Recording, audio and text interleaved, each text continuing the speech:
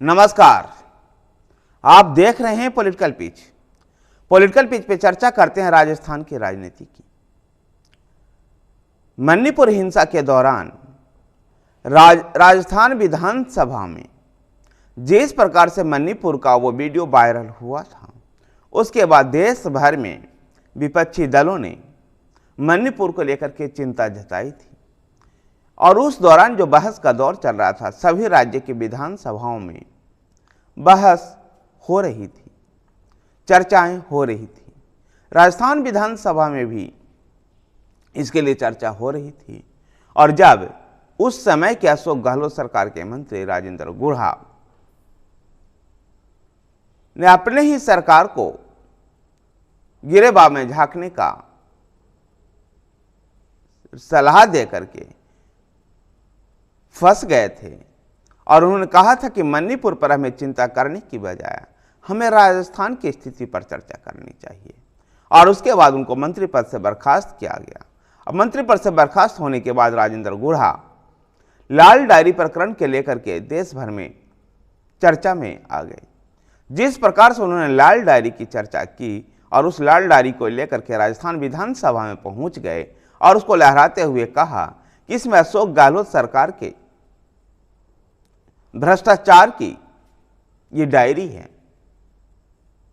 और आरसीए चुनाव, Rajasthan cricket association के चुनाव को लेकर के भी उसमें जो चर्चाएं थी उसकी भी उन्होंने चर्चा की थी।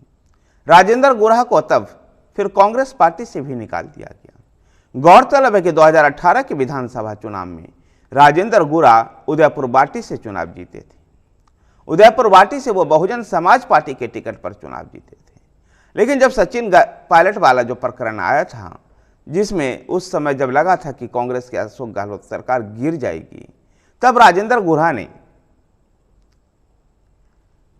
बहुजन समाज पार्टी का पूरी पार्टी को विलय कांग्रेस में करवा लिया और कांग्रेस में अशोक गहलोत खेमे के नेता बन गए।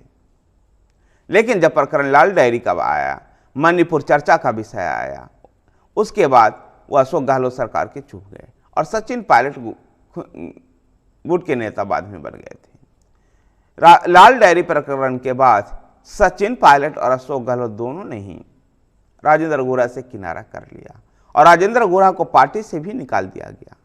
ऐसे में 2023 के विधानसभा चुनाव को ध्यान में रखते हुए राजेंद्र गुढ़ा से उम्मीद की जा रही थी कि फिर से एक बार किसी नई पार्टी को वो तलाश करेंगे। बहुजन समाज पार्टी के सुप्रीमो मायावती ने ऐसे लोगों को जो चुनाव तो जीते हैं बहुजन समाज पार्टी के टिकट पर और फिर बाद में किसी और दल में चले जाते हैं, उनको उन्होंने अपने दल में वापसी की मनाही कर दी। ऐसे में राजेंद्र गुढ़ा को लेकर के ये चर्चा, एक कयास कायम था कि एक नए पॉलिटिकल मन से फिर से राजेंद्र गुढ़ा आ सकते हैं और ऐसा ही होता हुआ दिखाई भी दे रहा है। राजेंद्र गुढ़ा इस बार शिवसेना के टिकट से उदयपुर बाटी से फिर से दम ठोक सकते हैं, शिवसेना में शामिल हो सकते हैं राजेंद्र गुढ़ा। महाराष्ट्र के मुख्यमंत्री और शिवसेना के नेता एकनाथ शिंदे के साथ उनकी मुलाकात हुई है।